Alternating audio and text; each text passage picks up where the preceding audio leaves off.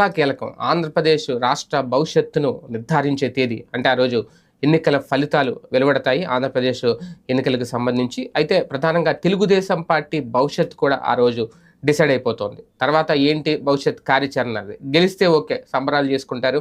అప్పుడు వైసీపీ అయోమయంలో పడుతుంది. ఏం చేయాలి ఏంటనేది ప్రధాన ప్రతిపక్ష హోదాలో ఉంటుంది. ఒకసారి అధికారం అనుభవించేసి ఉన్నారు కాబట్టి తర్వాత వాళ్ళ కార్యాచరణ ఏంటనేది వాళ్ళు డిసైడ్ చేసుకుంటారు. ఆల్రెడీ డిసైడ్ చేసుకునే ఉండుంటారు. అదే ఒకవేళ తెలుగుదేశం పార్టీ కనుక ఓటమి పాలైతే అది ఓన్లీ టీడీపీ ఓటమి అవదు, కూటమి ఓటమి అవుతోంది. ఖచ్చితంగా అటు జనసేన భవిష్యత్తు ఏంటనేది ఒక ప్రశ్న వస్తుంది, తెలుగుదేశం పార్టీ భవిష్యత్తు ఏంటనేది ఒక ప్రశ్న వస్తుంది. ఎందుకంటే ఇప్పటికే అన్నేళ్ళు దాదాపు వరుసగా 10 ఏళ్ల పాటు పరిపాలించి తెలంగాణలో టీఆర్ఎస్ బీఆర్ఎస్గా మారి జాతీయ పార్టీగా ఆవిర్భవించి జాతీయ రాజకీయాల్లో చక్రం తిప్పాలి అనే అతిపెద్ద ఎత్తుగడ వేసిన కేసీఆర్ వ్యూహాలనే ఒక్కసారిగా